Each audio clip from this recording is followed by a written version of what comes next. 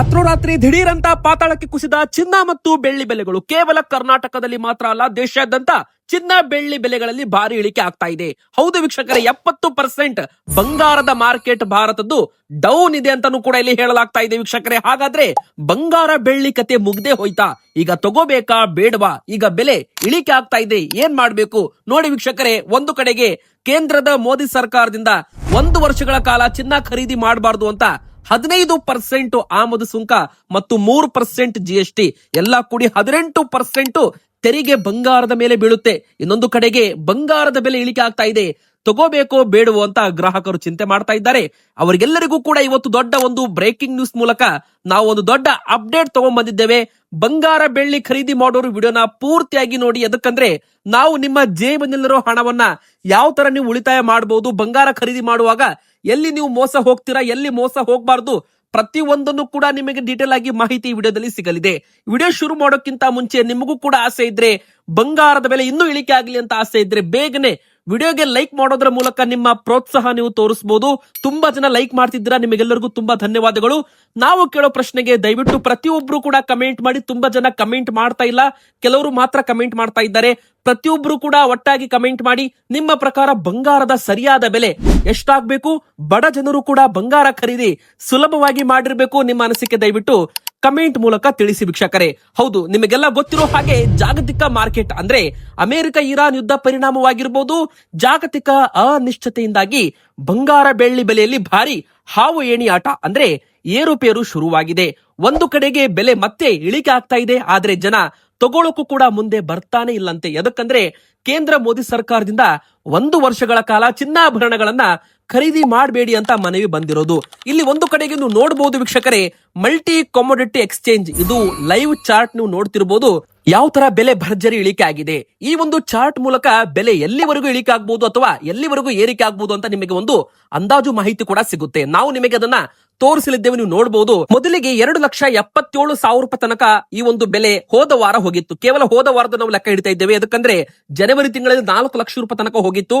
ಇದು ಹೋದ ವಾರಕ್ಕೆ ಈ ವಾರಕ್ಕೆ ನೋಡಿ 2,60,000 ರೂಪಾಯಿ ತನಕ ಡೌನ್ ಆಗಿದೆ. ಅಂದ್ರೆ ಬರೋಬ್ಬರಿಯಲ್ಲಿ ನೀವು ನೋಡೋದಾದ್ರೆ 17-18,000 ರೂಪಾಯಿ ತನಕ ಡೌನ್ ಇದೆ ಅಂತಾನು ಕೂಡ ಇಲ್ಲಿ ಹೇಳ್ಬಹುದು.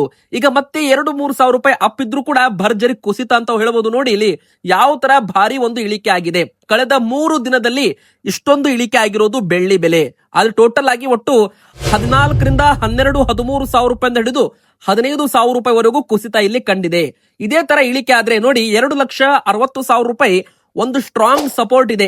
ಅದು ಬ್ರೇಕ್ ಆದ್ರೆ 2,56,000 ರೂಪಾಯಿ ತನಕ ಹೋಗಬಹುದು. ಇಲ್ಲಿ ಸಪೋರ್ಟ್ ಮತ್ತು ರೆಸಿಸ್ಟೆನ್ಸ್ ನೀವು ನೋಡ್ತಿರ್ಬೋದು. 2,77,000 ರೂಪಾಯಿ ಸಪೋರ್ಟ್ ಸ್ಟ್ರಾಂಗ್ ರೆಸಿಸ್ಟೆನ್ಸ್ ಇದೆ. ಕೆಳಗಡೆ 2,60,000 ರೂಪಾಯಿ ಸಪೋರ್ಟ್ ಇದೆ. ಯಾವಾಗ ಈ ಒಂದು ಬೆಲೆಗೆ ಬರ್ತಾ ಇದೆ, ಬೆಲೆ ಮೇಲ್ ಹೋಗೋದು ಕೆಳಗೆ ಹೋಗೋದು ಈ ತರ ಆಟ ಆಡ್ತಾ ಇದೆ.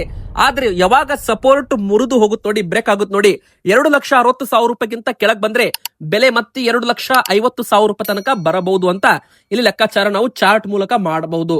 ವೀಕ್ಷಕರೇ, 2,50,000 ರೂಪಾಯಿ ಸ್ಟ್ರಾಂಗ್ ಸಪೋರ್ಟ್ ಇದೆ. ಅಲ್ಲಿ ತುಂಬಾ ಜನ ಖರೀದಿ ಮಾಡ್ತಾರೆ ಬೆಳ್ಳಿಯನ್ನ. ಹೀಗಾಗಿ ಅಲ್ಲಿಗೆ ಬಂದಾಗ ಬೆಲೆ ಮತ್ತೆ ಮೇಲೆ ಹೋಗ್ತಾ ಇದೆ. ಇದಕ್ಕೆ ಸಪೋರ್ಟ್ ಅಂತ ಕರಿತೀವಿ. ಯಾವಾಗ 2,70,000 ರೂಪಾಯಿ ಟಚ್ ಆಗುತ್ತೆ, ಮತ್ತೆ ಮಾರಾಟ ಮಾಡ್ತಾ ಇದ್ದಾರೆ ಜನರು, ಮತ್ತೆ ಕೆಳಗೆ ಬರ್ತಾ ಇದೆ.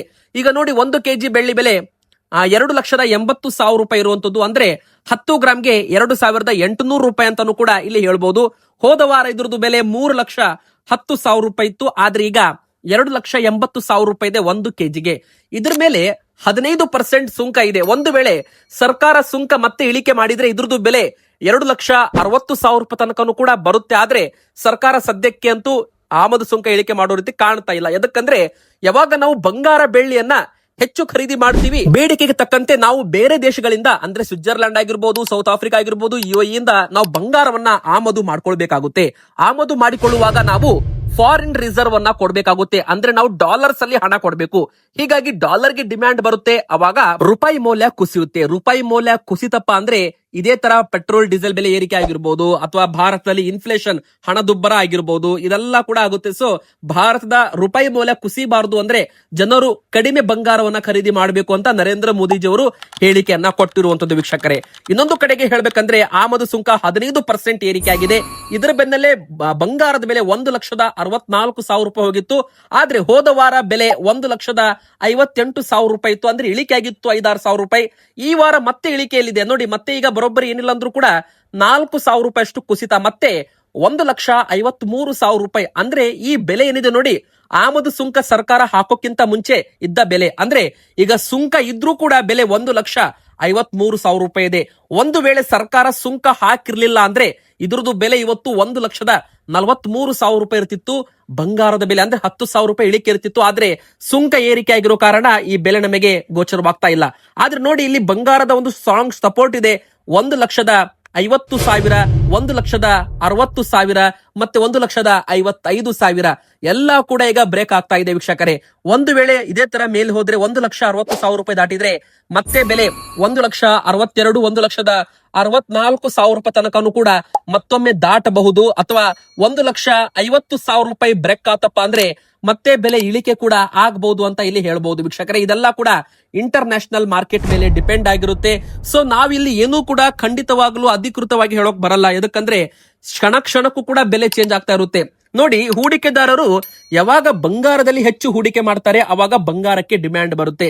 ಅವಾಗ ಡಿಮ್ಯಾಂಡ್ ಬಂದಾಗ ಬೆಲೆ ಏರಿಕೆ ಆಗುತ್ತೆ. ಆದ್ರೆ ನರೇಂದ್ರ ಮೋದಿಜಿಯವರು 1 ವರ್ಷಗಳ ಕಾಲ ಬಂಗಾರ, ಚಿನ್ನಾಭರಣ, ಒಡವೆಗಳನ್ನ ಖರೀದಿ ಮಾಡಬೇಡಿ ಅಂತ ಸಲಹೆ ಕೊಟ್ಟಿದ್ರಲ್ಲ, 70 ಟನ್ ಅಷ್ಟು ಬಂಗಾರದ ಡಿಮ್ಯಾಂಡ್ ಕಡಿಮೆ ಆಗಿದೆ ಅಂತೆ. ಜಾಗತಿಕ ಮಟ್ಟದಲ್ಲಿ ಬಂಗಾರ ಕುಸಿಯಲು ಭಾರತದ ಒಂದು ನಿರ್ಧಾರ ಸಾಕ್ಷಿಯಾಗಿದೆ ಇವತ್ತು ಅಂತಾನು ಕೂಡ ಇಲ್ಲಿ ಹೇಳ್ಬಹುದು. ಅಂದ್ರೆ ನೋಡಿ, ಇಂಟರ್ ನ್ಯಾಷನಲ್ ಲೆವೆಲ್ ಅಲ್ಲಿ ಬಂಗಾರ ಏನ್ 2 ಲಕ್ಷ ರೂಪಾಯಿ ಆಗ್ಬಿಡುತ್ತೆ ಅಂತ ಎಲ್ಲರೂ ಚಿಂತೆ ಮಾಡ್ತಾ ಇದ್ರು. ಆದ್ರೆ ಇಲ್ಲಿ ನೋಡಿ, ನರೇಂದ್ರ ಮೋದಿಜಿಯವರ ಒಂದು ಹೇಳಿಕೆಯಿಂದಾಗಿ ಭಾರತದ ಜನರು ತಮ್ಮ ಒಂದು ಬಂಗಾರ ಖರೀದಿಯನ್ನೇ ಕೈ ಬಿಟ್ಟಿದ್ದಾರೆ ಅಂತ ಹೇಳಲಾಗ್ತಾ ಇದೆ. 70% ಡಿಮ್ಯಾಂಡ್ ಕಡಿಮೆ ಆಗಿರುವಂತದ್ದು. ಹೀಗಾಗಿ ಈ ಒಂದು ಬಂಗಾರದ ಬೆಲೆ ಇಂಟರ್ ನ್ಯಾಷನಲ್ ಲೆವೆಲ್ ಅಲ್ಲಿ ಇಳಿಕೆ ಆಗೋದಕ್ಕೆ ಇವತ್ತು ಕಾರಣ ಆಗಿದೆ ಅಂತಾನು ಕೂಡ ಹೇಳ್ಬಹುದು ವೀಕ್ಷಕರೇ. ಇನ್ನೊಂದು ಕಡೆಗೆ ಹೇಳ್ಬೇಕಂದ್ರೆ ಇವತ್ತು 18 ಕ್ಯಾರೆಟ್ ಚಿನ್ನದ ಬೆಲೆ ಕೂಡ 820 ರೂಪಾಯಿ ಅಷ್ಟು ಇಳಿಕೆ ಆಗಿದೆ. 10 ಗ್ರಾಮ್ ಮೇಲೆ 1,17,170 ರೂಪಾಯಿ. ನಿನ್ನೆ 1,18,000 ರೂಪಾಯಿ ಇತ್ತು. ಆದ್ರೆ ಇವತ್ತು 1,17,170 ರೂಪಾಯಿ ಇದೆ. ಇದು 18 ಕ್ಯಾರೆಟ್ 10 ಗ್ರಾಮ್ ಚಿನ್ನದ ಬೆಲೆ ಆಗಿರುತ್ತೆ. ಇದು ಆಭರಣದ ಬೆಲೆ. ಇದ್ರ ಮೇಲೆ ಮೇಕಿಂಗ್ ಚಾರ್ಜ್ ಕೆಲವು ಕಡೆಗೆ 8% ಇರುತ್ತೆ, ಕೆಲವು ಕಡೆಗೆ 12% ಇರುತ್ತೆ, ಕೆಲವು ಕಡೆಗೆ 15% ಇರುತ್ತೆ. ಮೇಕಿಂಗ್ ಚಾರ್ಜ್ ಎಲ್ಲಿ ಕಡಿಮೆ ಇರುತ್ತೆ, ಎಲ್ಲಿ ಹಾಲ್ ಮಾರ್ಕ್ ಇದ್ದ ಬಂಗಾರ ನಿಮಗೆ ಸಿಗುತ್ತೆ, ಅಲ್ಲಿ ನೀವು ಚಿನ್ನಾಭರಣ ಖರೀದಿ ಮಾಡಿ. ನಿಮ್ಮ ಹಣಕ್ಕೆ ಒಂದು ಗ್ಯಾರಂಟಿ ಇರುತ್ತೆ ವೀಕ್ಷಕರೇ. ತುಂಬಾ ಜನ ಹಾಲ್ ಮಾರ್ಕ್ ಇಲ್ಲದೆ ಇರೋ ಬಂಗಾರ ತಗೊಂಡು ಮೋಸ ಹೋಗ್ತಾರೆ. ಇನ್ನು ಕೆಲವರು ಎಲ್ಲಿ ಮೋಸ ಹೋಗ್ತಾರಪ್ಪ ಅಂದ್ರೆ ಬಂಗಾರದಲ್ಲಿ ತೂಕದಲ್ಲಿ ಮೋಸ ಹೋಗ್ಬಹುದು. ನೋಡಿ, ಕೇವಲ 1 ಗ್ರಾಮ್ಗೆ ಈಗ 15,000 ರೂಪಾಯಿ ಬೆಲೆ ಇದೆ, ಹೌದಾ? ಸೊ ನೀವು 1 ಗ್ರಾಮ್ ಕೂಡ ಮೋಸ ಹೋದ್ರೆ ನಿಮಗೆ 15,000 ರೂಪಾಯಿ ಮೋಸ ಅಂತಾನೆ ಹೇಳ್ಬಹುದು. ಹೀಗಾಗಿ ನೀವು ಬಂಗಾರದ ಒಂದು 10 ಗ್ರಾಮ್ದು ಏನೇ ಒಂದು ತಗೊಳ್ಳಿ, 10 ಗ್ರಾಮ್ ಇರ್ಲಿ, 5 ಗ್ರಾಮ್ ಇರ್ಲಿ, ಅದು ಕರೆಕ್ಟ್ ಆಗಿರ್ಬೇಕು. ಗ್ರಾಮ್ ಅಂದ್ರೆ ತೂಕ ಕರೆಕ್ಟ್ ಆಗಿರ್ಬೇಕು. ಈಗ ನೀವು ಒಂದು ಬಂಗಾರದ ಉಂಗುರ ತಗೊಂಡಿರ್ತೀರಾ, ಆ ಒಂದು ಉಂಗುರಗಳ ಮೇಲೆ ಕೆಂಪು ಕಲರ್ ಆಗಿರ್ಬೋದು, ಹಳದಿ ಕಲರ್ದು ಡೈಮಂಡ್ಸ್ ಅಂತ ಇರುತ್ತೆ. ಅಂದ್ರೆ ಅದು ರಿಯಲ್ ಡೈಮಂಡ್ ಅಲ್ಲ, ಅದು ಆರ್ಟಿಫಿಷಿಯಲ್ ಡೈಮಂಡ್ಸ್ ಅಂತ ಕರಿತೀವಿ, ಆರ್ನಾಮೆಂಟ್ಸ್ ಅಂತ ಕರಿತೀವಿ. ಸೊ ಅದರದ್ದು ತೂಕ ಕೂಡ ನೀವು ಮೈನಸ್ ಮಾಡಿಸ್ಬೇಕು. ಅದು 1 ಗ್ರಾಮ್ ಇರುತ್ತೆ ಅಥವಾ 500 ಮಿಲಿ ಗ್ರಾಮ್ ಇರುತ್ತೆ. ಅದು ಕೂಡ ನೋಡಿ, 1 ಗ್ರಾಮ್ ಕೂಡ ಅದರದ್ದು ತೂಕ ನೀವು ಮೈನಸ್ ಮಾಡಿಸಿದ್ರೆ 9 ಗ್ರಾಮ್ಗೆ ನೀವು ಲೆಕ್ಕ ಕೊಟ್ರೆ ನೋಡಿ 1 ಗ್ರಾಮ್ ನಿಮ್ದು ಉಳಿತಾಯವಾಗುತ್ತೆ. 10 ಗ್ರಾಮ್ ಬರಲ್ಲ. 10 ಗ್ರಾಮ್ ಅಂದ್ರೆ 1,50,000. ಅದೇ 9 ಗ್ರಾಮ್ ಆದ್ರೆ 1,35,000. ನಿಮ್ದು 15,000 ರೂಪಾಯಿ ಉಳಿತಾಯವಾಗುತ್ತೆ. ಹೀಗಾಗಿ ನೀವು ಮೇಕಿಂಗ್ ಚಾರ್ಜ್ ಕಡಿಮೆ ಮಾಡಿಸಬೇಕು ಮತ್ತು ಆ ಬಂಗಾರದ ಮೇಲಿರೋ ಆರ್ಟಿಫಿಷಿಯಲ್ ಜ್ಯುವೆಲರ್ಸ್ ಗಳ ತೂಕವನ್ನ ಮೈನಸ್ ಮಾಡಿಸೋದನ್ನ ನೀವು ನೋಡ್ಬೇಕಾಗುತ್ತೆ. ಇನ್ನು 22 ಕ್ಯಾರೆಟ್ ಚಿನ್ನದ ಬೆಲೆ ಇವತ್ತು ಎಷ್ಟು ಇಳಿಕೆ ಆಗಿದೆ ಅಂದ್ರೆ 950 ರೂಪಾಯಿ ಅಷ್ಟು ಇಳಿಕೆ ಆಗಿದೆ 10 ಗ್ರಾಮ್ ಮೇಲೆ. ಸತತ 1 ವಾರದಿಂದ ಬೆಲೆ ಇಳಿಕೆ ಆಗ್ತಾ ಇದೆ. ನೋಡಿ, ಮತ್ತೆ ಹಳೆ ಬೆಲೆ ಬಂದಿದೆ. ಅಂದ್ರೆ ಸುಂಕ ಏರಿಕೆ ಮಾಡಿದಾಗ 1,50,000 ರೂಪಾಯಿ ಆಗಿತ್ತಲ್ಲ 22 ಕ್ಯಾರೆಟ್, ಈಗ ಅದೇ ಬೆಲೆ ಮತ್ತೆ ಹಳೆ ಬೆಲೆಗೆ ಬಂದಿದೆ 1,43,200 ರೂಪಾಯಿ. ಅಂದ್ರೆ ಇದು 22 ಕ್ಯಾರೆಟ್ ಆಭರಣದ ಬೆಲೆ ಅಂತ ಹೇಳ್ಬಹುದು. ಇದಕ್ಕೆ 916 ಅಂತಾನು ಕೂಡ ಕರಿತೀವಿ. 916 ಅಂದ್ರೆ ಏನಂದ್ರೆ 91.6% ಆಫ್ ಬಂಗಾರ ಇರುತ್ತೆ. ನೀವು ಬಂಗಾರದ ಆಭರಣ ತಗೊಂಡ್ರೆ ಅದು ಪೂರ್ತಿ ಬಂಗಾರದ್ದು ಇರಲ್ಲ. ಅದು ಬಂಗಾರದ ಆಭರಣದ ಶೇಪ್ಗೆ ಬರ್ಬೇಕಂದ್ರೆ ಅದರಲ್ಲಿ ಕಾಪರ್ ಹಾಕಿರ್ತಾರೆ, ನಿಕ್ಕಲ್ ಹಾಕಿರ್ತಾರೆ, ಜಿಂಕ್ ಹಾಕಿರ್ತಾರೆ, ಸಿಲ್ವರ್ ಕೂಡ ಮಿಕ್ಸ್ ಮಾಡಿ ಆ ಒಂದು ಬಂಗಾರದ ಬಳೆ, ನೆಕ್ಲೆಸ್ ರೆಡಿ ಮಾಡಿರ್ತಾರೆ. ಅದರಲ್ಲಿ 916 ಅಂದ್ರೆ 91.6% ಅದರಲ್ಲಿ ಬಂಗಾರ ಇದೆ ಅಂತ ಒಂದು ಹಾಲ್ ಮಾರ್ಕ್ ಗ್ಯಾರಂಟಿ ಸಿಗುತ್ತೆ ನಿಮಗೆ. 8.4% ಬೆಳ್ಳಿ, ಕಾಪರ್, ಈ ತರ ಒಂದು ನಿಕ್ಕಲ್ ಮಿಕ್ಸ್ ಮಾಡಿ ಇದನ್ನ ಮಾಡಿರ್ತೀವಂತ ಒಂದು ಸರ್ಟಿಫಿಕೇಟ್ ಇರುತ್ತೆ.